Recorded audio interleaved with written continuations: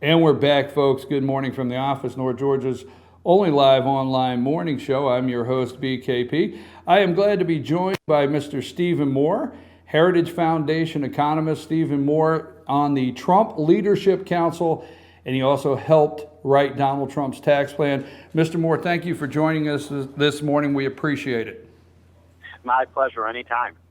Mr. Moore, let me say, it just seems like it was just yesterday, Monday, when Donald Trump revealed his tax plan in Detroit. It seems like it was just yesterday, but the tax plan seems to be very aggressive. It's getting there's a lot of talk about it. Tell me first of all the tax rates and what you feel that will do as far as generating new revenue into the economy, not so much into Washington, D.C.'s pockets, but into the people's pockets. Well, what we're talking about in this plan is essentially the biggest tax cut since Ronald Reagan was in office. So we do think that Americans deserve and need a tax cut. They're financially stressed out. This has been the worst 10-year period for American family income since the Great Depression. So it's been a horrid period. Nothing we've done under Obama really has worked. We have 94 million people outside the workforce. It's just unbelievable. We've got one of the highest poverty rates in our country's history. We have a real unemployment rate of about 10%. So, we want to cut taxes for individuals. I think the rates are, I'm trying to remember, 12, 25, and 33%. And but more importantly, every small business and big business in America will pay a 15% tax rate under this plan. That's unbelievable. That will make America go from being the highest business tax country in the world to the lowest. Well, Mr. Moore, let me ask you a question. Now, we hear repatriating money all the time, sometimes repatriating money. This morning I've seen billionaires are holding $1.7 trillion in cash. We talk about repatriating money. Can you explain that, how much we will do and what this tax plan will do to repatriate money and bring cash flow into the economy? Well, right now, we've got, somewhere between $1.5 trillion and $2 trillion of American dollars that are earned by American companies overseas that are just locked in to foreign bank accounts and foreign vaults because it's too expensive for these companies to bring the money back. They have to pay a huge tax penalty, sometimes as high as over 20%. To repatriate the money back here, and we want it here. We want it used for helping shareholders. We want it used for helping companies build new factories and purchase new equipment and computers and expand their businesses so they can hire more workers and make more money. And the problem is that they're not doing that because the tax penalty is so high. So what we would do is give them an opportunity to bring all that money back for just a 10% tax rate. If our calculations are right, and they've been verified, that's going to raise about $150 billion for the United States government, and it's going to create millions of jobs here in the United States. So it's a total win-win situation. Okay, I want to ask you one more thing. We'll get to what Hillary Clinton is saying about the tax plan in just a minute, but also explain border adjustment tax, because at this time when China sends $1 billion worth of goods to this country, now there'll be a tax applied to it. Explain the border adjustment tax for us this morning. Well, that's very easy. We have the dumbest tax system in the world. Let's start with that. We tax what we produce, and we don't tax what we import. So we actually give a advantage to the Chinese company over the Detroit company, or the company that's in Atlanta, Georgia, or the company that's in Los Angeles, California. I mean, is that the dumbest thing you've ever heard? I mean, why would we do that? So we want to switch that and do what most of the rest of the world does, which is, it's based on, where the tax is based on where you buy the things, not where you produce them. So if you buy something in the United States, the tax will be imposed on, the companies that sell them here. If we produce something here in the United States, whether it's computer software or whether it's an automobile or steel, we sell it abroad, we're not going to tax it. So that's going to, can you imagine how much that's going to increase our output in this country? I mean, hugely. Mr. Moore, The Hillary Clinton. Let's get to this immediately after Donald Trump announced this tax plan on Monday in Detroit. He also let me switch something. He also highlighted that Detroit, the inner cities, the infrastructure in these inner cities, they're crumbling all over this country. And he actually, in Detroit, said that Hillary Clinton owed, the people of Detroit an apology for what they have done. But immediately Clinton comes out and she says, he wants to basically just repackage trickle-down economics. Now you know that old saying, fool me once, shame on you, fool me twice, shame on me. Clinton said trickle-down economics does not help our economy grow. It does not help the vast majority of Americans. Explain Trump, because the other day he said, after this, they said this is the most aggressive tax plan since Ronald Reagan. Explain the parallels and what you think about trickle-down economics. Well, first of all, the two biggest tax cuts in the last 50 years were John F. Kennedy's tax cut in 1964, and then the Reagan tax cuts in the early 1980s, and those generated two of the greatest periods of economic growth and job creation and higher living standards for the middle class ever for this country. So, yeah, I'd love to do that over again, wouldn't you? Why not? Why wouldn't we want to have, the incredible kind of prosperity we had in the 1980s, where the economy grew at 4 or 5, sometimes even 6%. We're growing at 1% now. So that's a good way to supercharge the economy. It's not just taxes, by the way. We believe that it's going to be getting the regulations off the businesses too. Those have a hugely negative impact on the ability of businesses to expand. And, without healthy businesses, you don't have healthy jobs. So, yeah, we are going to try to duplicate the success that Ronald Reagan and John F. Kennedy had. We need that kind of recovery. And we've tried it her way, Hillary's way, for 8 years under Obama, and it's been this pathetic recovery. So, the question is whether she believes the American people are really so stupid that they would fall for this again. Well, they're talking about, obviously, I've read some CBO's comments on this, but they're talking about this would require a 4% growth. Can we do 4% growth to sustain sustain this? Can we do that in this plan? Yeah. We're going to get at least 1% more growth from the tax restructuring, the tax reduction. And then we're going to get another, close to percentage point growth just from the energy portion of producing American energy, which is another big part of the plan. Obama and Hillary wanted to keep our oil and gas and coal in the ground. And we put all these restrictions on American energy production. We want to make America energy independent, the energy dominant country in the world, Saudi Arabia. Wouldn't it be amazing if instead of having to buy oil and gas from the rest of the world, we could sell it? So, there's I've just added 2 percentage points of growth right there. And, then we've got the regulatory stuff. We're going to cut government spending, the waste and the inefficiency. We're going to repeal Obamacare. That's going to give us a lot more money because it's such a stranglehold on businesses. I don't think it's really that difficult to get to 4%. Well, I don't think the deficit and the debt in this country is attractive enough for pollsters to put it on their list when they call people. But I'm going to say, Mr. Moore, I think the debt is very important to the American people. I do think that is part of the uprising that we see with the groundswell of more people getting involved. And I agree. It's not talked about, but I really think the American people, the family of four out there, are concerned with the debt. Now, let me say this: on my desk, I keep the Reagan Diary. So I sign on to trickle-down economics myself and Ronald Reagan. But during the Reagan presidency, the national debt increased from $994 billion in 1981 to $2.9 trillion in 1988. In fairness, Tip O'Neill was the guy in charge up there, so we'll make sure we let that out there.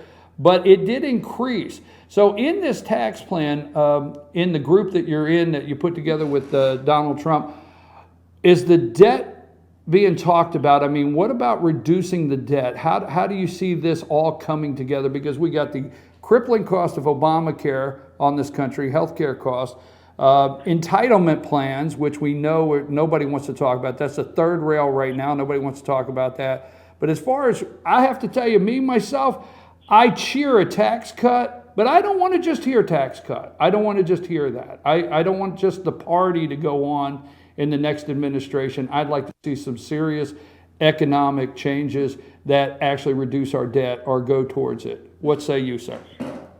Well, you can't. You're never, ever going to be able to cut the debt unless you get the economy moving. So if we're able to go for 1% growth to 4% growth, like we were just talking about, that reduces debt by $5 trillion because you put more people in jobs, you have more, profits of businesses and corporations. They pay tax on that. You have less people on welfare. You got less people in poverty. They can spend more. So you get a huge, huge positive impact on federal revenues if you get the growth going. And by the way, if we stay at 1% growth, there's no way, you can't make the numbers add up. You can never get to a balanced budget. So our top priority is jobs and getting the growth up. And then we are going to cut government spending. We're going to get rid of some of the wasteful programs. And in terms of the Reagan issue, the debt went up by from $1 to $3 trillion, but look what we got for it. We won the Cold War, which vanquished the evil empire of the Soviet Union, which was one of the greatest accomplishments in American history, and we financed tax cuts with some borrowing to get the American economy. I don't know if you guys are old enough to remember back in the 1970s when we had 20% mortgage interest rates and 14% inflation. Reagan, rejuvenated the American economy and put us back to work again. And I think that's, now you look at the $9 trillion of increase in debt under Obama, and you ask the question, what did we get for that? I agree. And trust me, I was not taking Ronald Reagan to task. I want to make sure that's clear. No, it's a good question because a lot of people ask that question. And it's the problem is the history books, aren't teaching this stuff. That winning the Cold War, nobody thought we could win the Cold War. And but by the time Reagan was out of office, 1 year after he left office, the Berlin Wall came down, and that was because of what we did to rebuild our military. Well, I do think people are concerned about the debt, and I think it's a bigger issue than being given credit. Let me switch gears. Let me switch gears just a minute. Go ahead, sir. Hillary has no debt reduction plan whatsoever. All she wants to do is raise spending. That's going to increase the debt. I couldn't agree more. Let me switch gears just a little bit because some of the criticism about Trump is that he won't listen to anybody. And you have been in an inner circle. First of all, this tax plan parallels the House. The House Republican tax reform plan. This parallels the actual rates that they want to put in place. And he has a group around him, much like yourself, that has helped write this tax plan. Personally, give us something personally. Do you see this guy as somebody that takes advice, listens, wants somebody to give him information that he will use? Talk about him a little bit. Of course, he does. And look, you can't become one of the most successful businessmen in American history, and Donald Trump is that. You just look at every skyline in America, in every major city, and you see Trump towers, and he's a builder. He's someone who builds great empires, and I'm just a huge admirer of him for that. And anyone who's familiar with business, and Hillary isn't, so she doesn't get how this stuff works. But if you're going to be successful in business, you have to surround yourself with really, really smart people and really talented people. And Trump has done that throughout his whole life, including a lot of women. A lot of women have been the executives for his companies. And boy, has he been an amazing success in just about everything he touches. Not everything, I always laughed when Hillary said, "Well, you went bankrupt 4 times." So yeah, only someone who knows nothing about business would not understand that. If you're a great builder and a great entrepreneur, even the greatest entrepreneurs had strikeouts. Right? Even Thomas Edison had inventions that didn't work, and even the great Steve Jobs, who built Apple, had some ideas that didn't work out. But you look at the things that they built and their successes, and you see an incredible array of just about everything that Donald Trump has touched has been a huge success, and that's because of people he's put around him. Well, one of the things, the number one things, and I go to a lot of Tea Party meetings and listen in the back room, groups of 20 and 30, and I go to a lot of the local GOP, right here on the ground, local county GOP meetings. And I stand in the back room, and a lot of people talk all the time that it would really be nice if Trump came out. It would be powerful if Donald Trump would come out and announce his cabinet now and show the kind of people that are going to surround him. Do you ever hear any of that talk? And I just want to ask you directly, if elected, are you going to be a part of Donald Trump's administration, or is that something he's talked to you about? So, first of all, I like that idea of Donald Trump announcing his cabinet. I mean, you could have amazing people. What about Rudy Giuliani? Exactly. That's what I keep hearing in the room. If he would come out and just announce these people now, it would be so strong. What about somebody like Carl Icahn to run our Commerce Department, and what about putting Steve Forbes in to run the Federal Reserve? I mean, you could have an amazing group of people who would really know something about business and the economy. Because look, I think Barack Obama did the best he could, but he doesn't know anything. And this guy couldn't run a lemonade stand, right? So it's not surprising he didn't know how to rebuild our businesses. But Trump does, and he knows how to pick incredible people. I'd love to see Dr. Ben Carson be our head of the Health and Human Services, one of the great surgeons of all time. And his story amazing. A guy who's risen up from the ghettos of Detroit to become the greatest brain surgeon in the world. I mean, that's only an America story. I love it.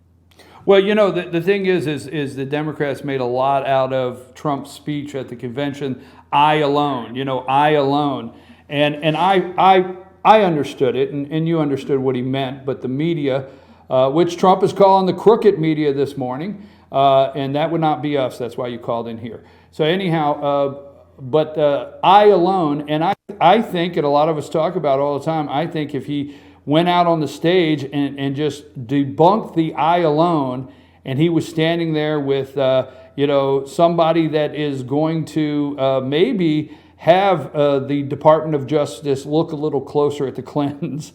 I think that would go a long way, and so do a lot of my friends that talk all the time. So, maybe you have his ear on taxes. Maybe you have his ear on some other things. What about Stephen Moore? I didn't hear your answer on that. What about you? Have you talked to him about being in the administration? I love the man. I believe in his cause, and I think this country is at such a crossroads. So I would do anything, to help him. And if he wanted me to serve, in some capacity, I certainly would do it. You don't turn down the president of the United States, right?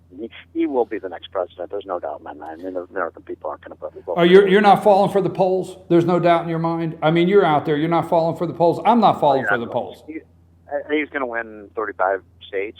We had a whole turnaround in the election on Monday with the economic plan. It's the response has been so enormously positive. People are so pumped up for this, and Hillary has nothing to say. I mean, she's giving a speech on Thursday, and what's she going to say about the economy? I mean, she can't. She's just going to serve up yesterday's cold porridge, right? It's going to be just exactly what we've done the last 7 years. Now, if the American people want 4 more years of this, then they should vote for Hillary. But if they want change, direction, and I sure do, then you have to vote for Donald Trump. Every economic quarter, I think every economic quarter since President Barack Obama has been elected, we've had to adjust it back. There's had to be an adjustment. Every economic quarter they come out, we had this 2.5% increase here. The economy's growing, and then next thing you know, there's adjustment. Explain to the American people, not just me, explain to anybody listening when we put this video up, how did they get away with saying, and I call it get away with saying, that the unemployment's at 5% in this country? They cook the books. They're using phony numbers. But look, they don't get away with it. I mean, Americans know that the unemployment rate is not 5%. Everyone knows it's 10 to 15%, and they can feel it. They know the job market is terrible out there, and so you can't fool the people. You really can't. You can lie about the statistics, but people know the real situation on the street. And the same thing with the inflation rate. They say inflation's 2%. Have these people had to pay a medical bill or a tuition payment or groceries? I mean, they're growing a lot more than 2%, for goodness sake. So you're right. The books are cooked, but Trump has really tapped into a voter rage that Washington is lying to us, is corrupt, and it's unresponsive. And if Hillary is the ultimate political insider. If you look up corrupt politician in the dictionary, you see a picture of Hillary Clinton. Hillary Clinton, no, that would be crooked Hillary, sir. Donald Trump. Anyway, well, it's been so great to be with you all. Thank you so much. I appreciate it. And please come back anytime. Okay, thank you. Thank you, Mr. Moore. Have a nice day. That is Stephen Moore with us. We're going to take a brief break. 706-889-9700. Get in the conversation. Tell me what you think this morning. Tell me what you think of our conversation with Stephen Moore. He said he will be the next president of the United States, and if asked, he will be involved in a Trump administration, and he thinks it'd be a great idea for Trump to get his people out there. I'm your host, BKP. Good morning from the office, North Georgia's only live online morning show. We'll be back after this. We'll get George in here, see what George thinks. And, hey, if you look Hillary up in the dictionary, what did he say? You'd find crooked Hillary right there. Hey, I'm your host, BKP. We'll be back after these messages.